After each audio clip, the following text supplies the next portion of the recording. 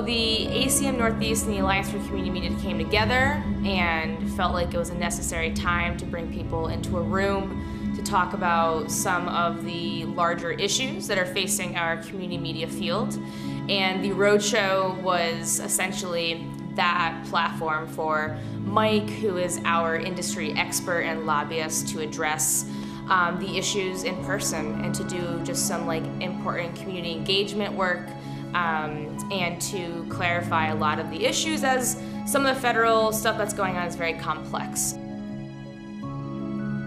I think the goal that I have is to make sure that all the communities that we talk with that care about making sure that there's vital local information available. The federal system for cable franchising has set up this structural disparity between cable revenue and broadband revenue. That has to do with the classification of broadband as a information service that happened in 2002 and was reaffirmed in the Brand X decision by the Supreme Court in 2005. So unless and until there's a federal reclassification of broadband as a different type of product, which I don't think is going to happen, we've got to find state solutions for getting revenue in the door to provide local content. And I think you have to find local solutions to be thinking about distribution and revenue. Because I think this is going to be gravity. It's going to be constant downward pressure on revenue on the cable side. And there will be anomalies, right? Yeah, thank God. Yeah, I mean, so you got some breathing space, but don't expect that that's going to continue as a steady trend, okay? Because the downward pressure nationally is going to be 5 to 10% per year. I mean, the projections are something like, there are like 48 million cable subscribers right now. It's probably going to be like 32 million cable subscribers in 10 years. So you'll lose about a third of subscription base. Is another way to think about it. So it's not going to go disappear overnight, we think, but it's going to be like a glide. So that's why I would suggest thinking about patrons, donors, supporters, people who believe in the mission or the outcomes that they see. And yes, it's people who watch your services. You need to have that. But it's also people who see the effects, the good things that happen when people use your service, right? So that you can have everybody in the community be a supporter. So let's go on to scenario 2. This is a pretty bad scenario. It's a probable scenario. I'm saying that. I couldn't give you a percentage, and I know a number of you have been active in this. It's the effects of the notice of proposed rulemaking on cable franchising that's been going on over the course of the last 8 months. Okay? Will an order come out? I can't tell you. I've had actually a number of folks ask me, well, when is the order coming out? How is it going to work? When does the order come out? Well, FCC orders don't have a time clock.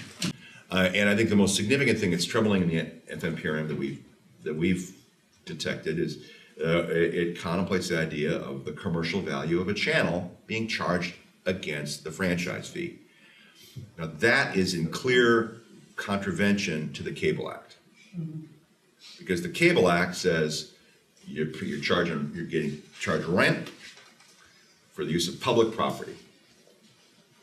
And the rent is franchise fees, channels, and meeting community needs. It's not franchise fees or channels. And the intent of the FMPRM, I believe, is to force communities to choose between money and channels.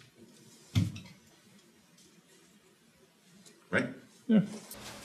There's a court case that's actually going on right now called MCAC versus Halleck, which involves the administration of a public access channel in the city of Manhattan and public access producers.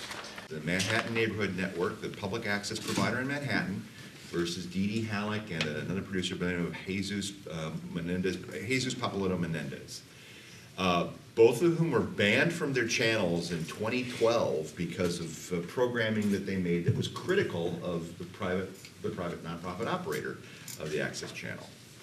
ACM did not come forward as an amicus or supporter on the principal issue of whether or not a public access channel is a free speech forum if it's operated by a private provider, because we didn't think the case should be heard by the Supreme Court. It's quite clear that the case is a personal one between the parties, and that the issues really aren't the issues that they're disputing. The court in the Second District remanded the case back to a lower court to be adjudicated, and the litigants, the public access producers, basically want to go through all the dirty laundry of the nonprofit corporation. They want to get at tax returns, they want to get at employment records, they want to get at salaries, they want to just kind of like investigate. Because it's pretty clear to me that the public access producers want to get the executive director out. NCTA, in an amicus brief that supported MNN, said that basically this dispute between the private operator and public access producer is very quaint. Neither of them have rights because it's the cable company's right that's being violated. And therefore, it would be very convenient for us if you would rule all channels to be unconstitutional. Okay. So ACM put forward an amicus brief basically saying that NCTA was wrong on the law, that the Cable Act is constitutional because of the consideration that's given in the exchange of the contract, and there is a public purpose for those channels. And further, that, you know, the issue that they bring forward has nothing to do with the dispute. You know, I think it's probable in this case, and talking with my legal colleagues, it's probable the Supreme Court won't say that the channels are unconstitutional. And instead what they'll do is they'll invite the cable industry or a Comcast or a Charter to bring the issue forward in a further case. So this is sort of soften the ground so an evil tree can grow. Mm-hmm. Right? You know, but the court will do what the court will do. We don't control their opinions. The Citizens United case was not about campaign finance in America. It was about a documentary film and whether or not the documentary film could be counted as a contribution in a campaign. And then it was blown up into all campaign finance reform, all campaign finance regulation is unconstitutional. And, you know, so watch this space. We'll know by June what the Supreme Court decides. The work of public education and government operations, they provide a window into local culture, which is extremely valuable. And then they also provide a window into like democracy, and democracy in action, which is also extremely valuable. This has been so moving to see folks come out to get information, to protect and to preserve and to figure out ways to survive, and how critical this is for our communities. And this has been like the drumming up of the troops, and it is certainly will create ripple effects throughout the community. And I feel that this is going to produce some fruits, however they are. But this is a very, very critical time in our industry and our field.